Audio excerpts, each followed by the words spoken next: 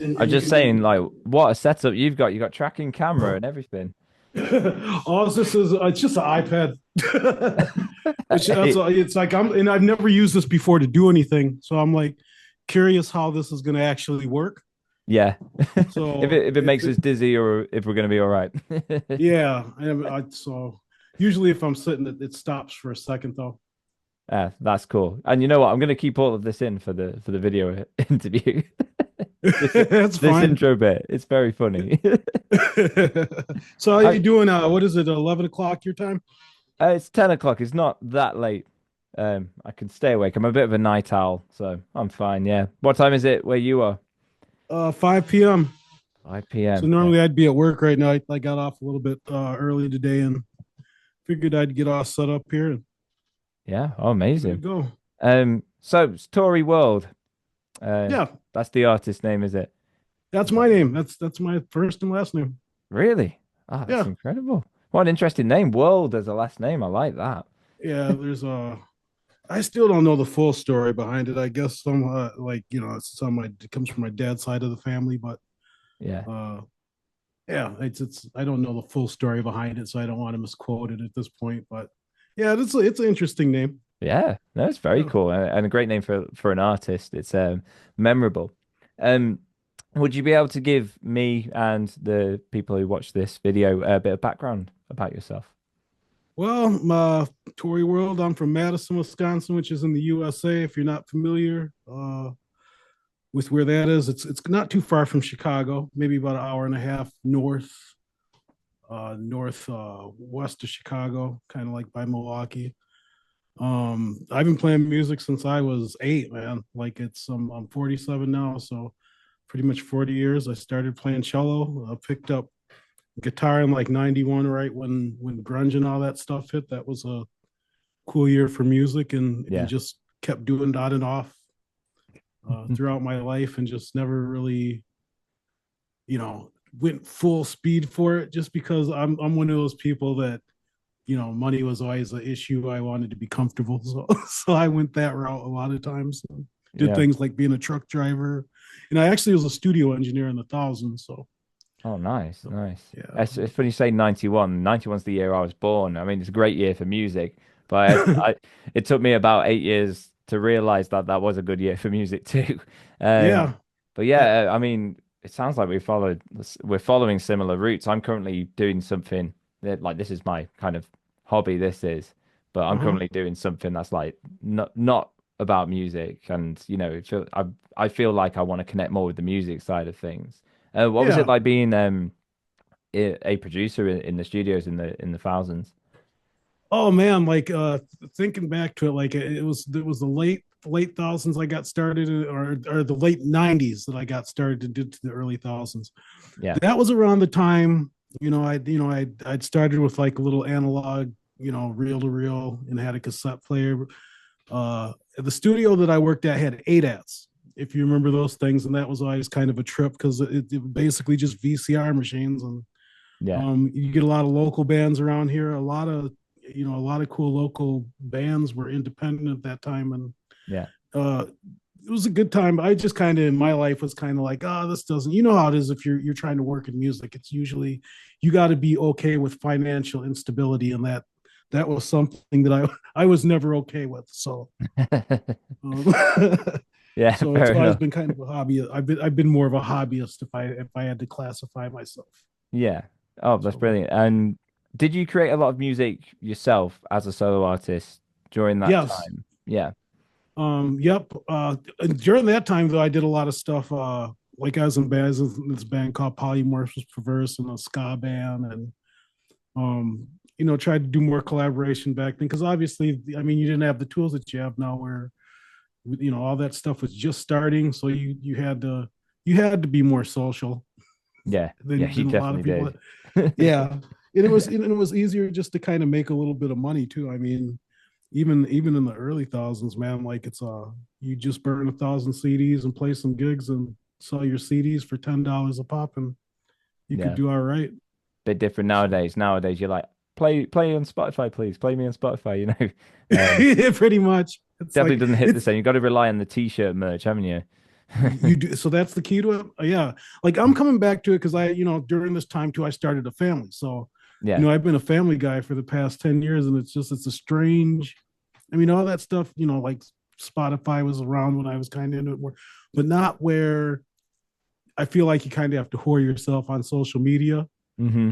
Yeah. So I'm kind of feeling that out and just seeing what other people are doing, and I'm just sometimes I just tip my head and I'm like, wow.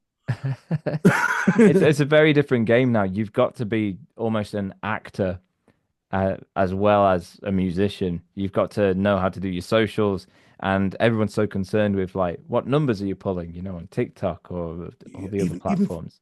even for little local gigs, they want to know that, like little local gigs. Yeah, yeah. Like, I'm sure it's like that over there where like how many people do you have? More than can fit in your bar, but okay. That's kind of. Yeah, it's not enough. It's not enough. But they want to know how many streams you've got on Spotify and everything, don't they? Yeah, Um, they do. it kind of you spoke about being a dad, and I mean, I could tell from your dad top, which is great. It's got the guitar chords on it. Oh, did Um, you? Oh, DAD. Um, yeah. but yeah, and it leads us nicely to your project, which I've reacted to and reviewed. And I've got, I really want to like pick your brain about some things with that. It's called a Precarious Midlife Crisis, and I know you've explained to me a little bit about how it came around. I think from the title we can probably guess, but would you like to expand a bit further on the? Yeah, for my own personal situation, it's more like just when you get to a certain age, you realize like certain superpowers are gone, and certain things such as music have a different meaning and where they fit in your life, and uh just mourning the loss of youth a little bit. And a lot of the songs are not necessarily from my perspective. I tried to make the album more general than stuff. Yeah, I wanted to relate to men. yeah, My age, they're kind of maybe going through the same thing. Like, where do I fit in all this? I purposely didn't choose. I see like a lot of the at least mainstream stuff is more hypersexual. I kind of wanted to take a more of like a more pensive like thought, almost like Tears for Fears would do. yeah. Like more, be more cerebral instead of just like, I wanted to kind of fall back on old sounds and Yeah, ideas, I guess. it's almost got that kind of melancholy to it that you would get from the likes of Tears for Fears, that kind of what do I call it, introspective kind of view. It feels very much like that. Um, Yeah. could you explain the the album cover before we dive into the songs? I love the album cover because your slippers. It, Um, it draws on something. Well, yeah, you know what? I kind of, there's a few reasons I have it, but one reference is there's a movie in '85 called Real Genius, and that's how I actually got introduced to Tears for Fears. They were on that soundtrack, right. and one of the characters, I think the I forget his name, Val Kilmer played the character. He had these bunny slippers, and so just the whole get up, with the whole Sigma sign. Yeah. I guess I was trying to just send a weird message, like It it was is a kind whole of vibe. It was definitely a whole vibe. Like it was like bottom half was ready for bed, top half was ready to rock, you know. It that's was very that's different. Um that's a cool way to look at that, huh? yeah. That's cool. Well, what I loved about this is you've completely done this yourself, performed, produced, and all of it. But it still hits with that 80s kind of that feel. There's a real 80s production, verging on sort of almost 90s, maybe rock, Yeah. hard rock metal You know at what the trick times. is? Don't loop this. Play the instruments, then Like, it'll sound. but even down to like snare choices, for example, you've got that kind of like almost deadpan snare that comes in, and like I find myself, Hmm. for example, instantly hit, and I was like, okay, we're in a feel here, we're in a time, Yep. which is fantastic. And then throughout the project, it does vary between like your early 90s and your 80s synth pop, but it still feels all connected. So you get to tracks such as like I Lost a Bet, and it's got that sort of dun, dun, dun, dun, dun, dun, like I think it's I Lost a Bet anyway, with like this chuggy Yep. almost guitar sound. And um it has that real big vibe. And I mean, I can't help but I'm in my mid 30s, so I'm not saying I'm really young, but it feels Stranger Things-esque. But Stranger Things is Hmm. basically the 80s, isn't it? So it feels like Yeah. around that So time, an that's ode to yeah. that. Yeah. Um, so where do you feel most comfortable when creating? Is 80s the most comfortable? Is it like more the hard rock element? Like, No, I mean, for this album, that's what I wanted to do, and that was just basically, being a middle aged dude. You look back at your childhood and stuff like that, like the pop messages that we got at the time. Like I think back to things like the public service announcement, like the anti drug messages, and just a lot of the weird stuff that we got. I guess I was trying to draw on that purposely, but I like all sorts of music. I will admit that I haven't really been into popular culture as much, as I get older. yeah, But uh, I draw a lot from the music that I grew up with playing, like which was grunge. So yeah, I draw a lot from that. Also, just a lot of just R&B from like the 70s and 60s, and a lot of that funk. I draw on that a lot too. yeah, But yeah, I wanted to channel that era for a reason, yeah. and I still don't know exactly what the reason is, but it was. I wanted to talk about your soloing because I think the soloing was, I think, the most obvious in terms of capturing the sound. You had moments that sounded like almost a Nirvana-esque solo, and then you had solos that sounded more like maybe a Tom Morello kind of feel to it at times. And yeah, where do you kind of fall when it comes to soloing, or do you just kind of do something and then realize it sounds like that, or do you deliberately embody a certain guitar soloist? Oh, it depends. A lot of times I can hear the solo where it's good, like where it's going to go.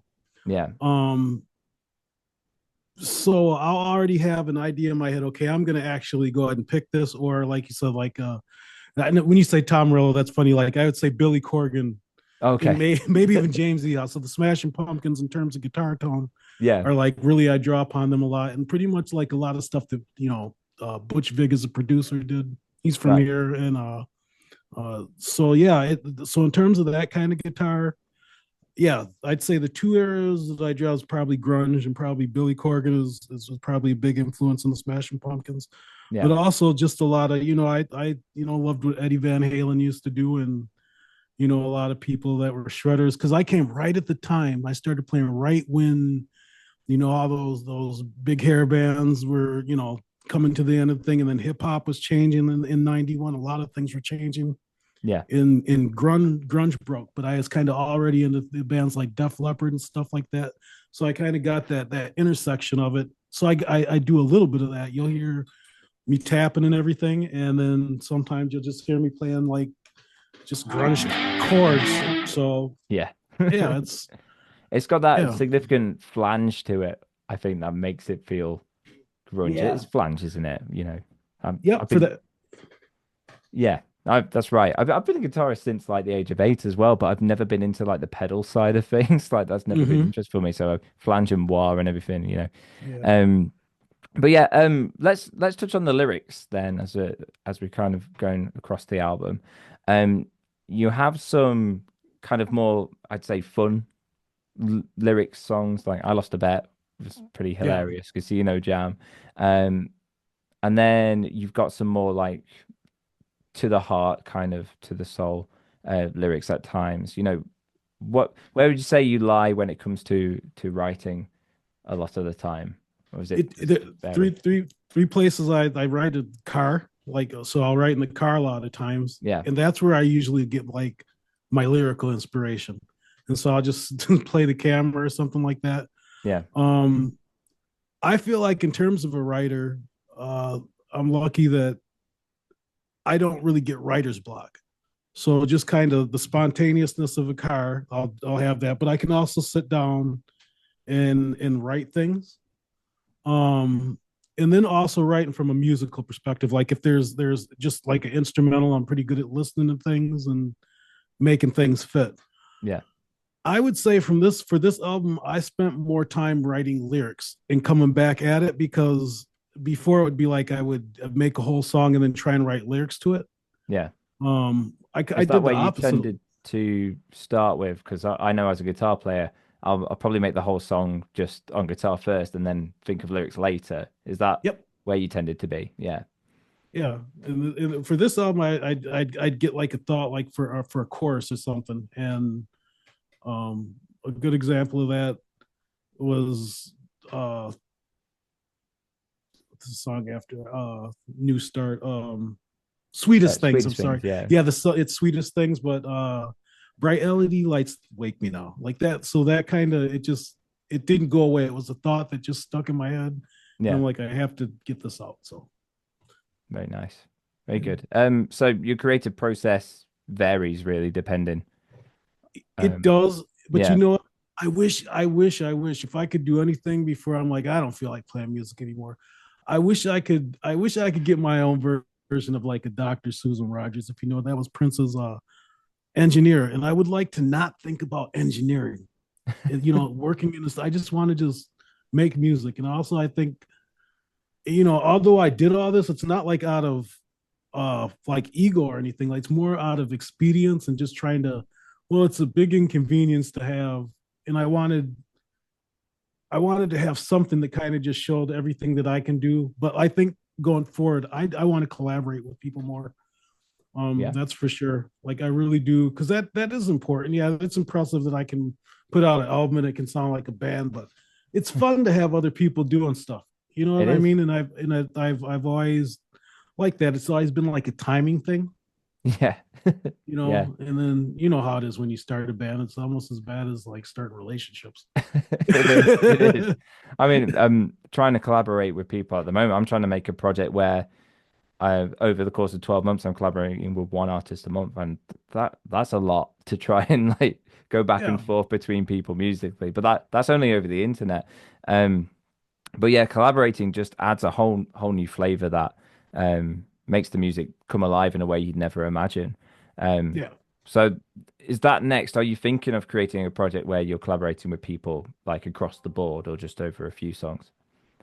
Yes, all right. I wouldn't mind. I like playing other people's music too. Like I Mm, don't mind playing other people's music, and I would, yeah. If somebody was a good enough writer, yeah, I would love to just be a guitar player. That initially that's all I wanted to be was a guitar player, man.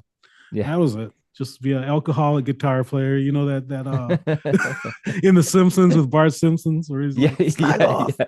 Just want to be that.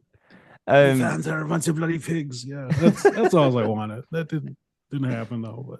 um, But no, I'm open to collaboration. So no, it's this wasn't about ego. It was more like almost like a psychologist, I guess. This record, okay. I definitely feel something listening to it. Like for me, it's a good album to work out to. Yeah. Like every 40 minutes, it's perfect. It's Um, therapy and it's for you. yeah, And if especially like for yourself, if you enjoy it more than anyone else listening to it, then why not? Why not? yeah. You know, at the end of the Although day. I'm surprised, like people are into till I lost a bet. There's a few songs, and I'm like, wow, I'm really surprised that people really are, because it is, doing the promotion and stuff. I'm starting to get some good feedback on it. Yeah. So, like for that song in particular, and a couple other ones. So we'll Yeah. see. Keep We'll up see. keep up the promotion, really do keep it up because you can promote one song that even if you released it 5 years ago, you can promote it again and again and again if you need to, and it'll Yeah. find its people that way. Um, Yep. so if you could give people a reason to kind of listen to your music, what would that reason be? Best I would reason. honestly say if you're looking for something that's a little bit throwback, because I pay attention to what people are saying. Like there is a I don't want to say like retro, but I think people do miss like the artistry behind a lot of music. I mean, you can just cut and paste stuff, and I'll do that with a lot of stuff. But I think, if you listen to people like Rick Beato, like melody is missing from the music a lot of times now, and then also just how music is recorded. Like if before they used to, even coming towards the end of me, uh being an audio engineer, people had to play all that stuff. I mean, you had to play through the whole song. You couldn't cut and paste, and it added a different dynamic. Like even for my songs, if you go back and listen, there's times where I'm tired on some of those drum tracks towards the end of the song. I'm like, and that's there's a beauty in that too. Yeah. I mean, Yeah. and don't get me wrong, I love electronic music. I like down tempo EDM, Mm. kind of when I'm in my car, like more instrumental Yeah. stuff. That's kind of what I listen to when nobody's around. Um, But yeah, I mean, I like the idea and the hardship behind having to play a whole song. And it seems ridiculous to be saying that these days because that's what everyone did, and that should be feels like it should be the norm. But no, it's fine to cut and paste, but at the same time, there's some beauty in yeah, working through a track, uh, that hard. So yeah, I know you've performed your music, you've performed it in the past. Would you ever consider performing this at all? yeah, I'll perform it for you now if you want me to do the backing tracks. But yeah, like I like playing live, and to be honest, I think that if could set up a full band, which is myself and five others, or Yeah, even just myself and a drummer, and get going, I think live I'd find an audience, yeah, like in terms of like being somebody that could fill up like a 500, 300 to 500 room, like those clubs. Why not? yeah. I mean, I think it's catchy enough. It's a catchy enough sound to find an audience that big. I'm not trying to, wherever the big stadiums are, just a side project. And I think there could be an audience. I would like to try and tour on this record, even if it's just a small, Yeah, that you would be know, really cool. I you think know, what a lot of people seem to forget is that, or seem to focus on in this industry, is that if you're not famous, then you haven't made it. But that's not the case, really. no, Music can be a career that you can build, and you don't have to become famous from it. And I think a lot of artists get hung up on they'll release an album or a single, and it won't do too well, and they'll be like, "Well, that's it then. I'm not famous, so there's no yeah, point." But it's not about that, is it? It's about having a career and respectable. And if you reach some people, that's great. And I think if we make our end goals becoming super famous, that's where we can kind of get in trouble in yeah. in our But I minds, think looking at it from a business perspective, there's nothing wrong with that either. Yeah, And that's something that I would, if I, decide to really get going and get playing live again, and put more into promotion. You have to look at it as a business. Otherwise, you're wasting your time. I yeah, mean, yeah, music is going to be enjoyable. But I could sit here in my room and just have just as much fun. And why am I trying to pay money for this and that? Because it's a business. yeah, I mean, and that's you know, and I guess my whole thing in just trying to reach out to people now is just, is there a market somewhere for this? I mean, my instinct says yes, and the feedback I'm getting now says yes, but yeah, just as somebody that's thinking about it in business terms, I guess I'm test marketing. I Yeah, mean, there is definitely a market for this. I mean, 80s throwback stuff has been, quite big for a number of years. I think since yeah, the late 2010s, and it's ongoing, and it keeps coming back. It refuses to kind of go in the best way, not in the worst way. But yeah, even grunge music comes and goes, and there'll be plenty of areas. I think one good thing that's come out of like streaming across the world and um is that you can reach a wider audience. Then there'll be plenty of 80s, 90s fans that will be absolutely, eating up this yeah. stuff because it is really good music and, it deserves to be heard. It Thank just you, needs to thank be you. shown to the right people. So it's just Yeah, a matter of pushing it to the right people and finding the right promotion. And that's the challenge more than anything these days, yeah, it's the everybody, man, self-promotion. and it is. There's just so many. Everybody's like, oh, there's no good music. That's not true. There's a lot of good music out there. I Yeah. mean, a lot of us are just so hyper, sensitized, and like all this stuff comes at us, from the internet. There's just too much now. But yeah, there's a Yeah. lot of good stuff out there. There is definitely, So yeah. So what's next for you then after this?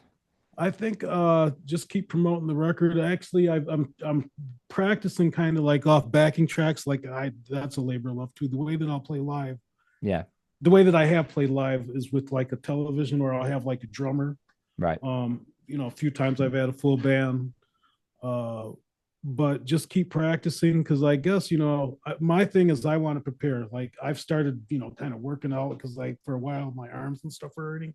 Yeah. Be prepared because if opportunity comes, and I wonder how many people like miss, opportunities just because they weren't prepared. Yeah. So even if I'm just doing this just for fun, I want to make a point to practice more and take better care of myself. There's some of that message in the album too. So Yeah. Oh, um, fantastic. So, yeah, I recommend everyone go and check out A Precarious Midlife Crisis by Tory World. It's been amazing having you on and to talk and unpick it a little bit. So, yeah, thank you for coming on. thank you. Thank you. Have a lovely rest of your day. You as well, man.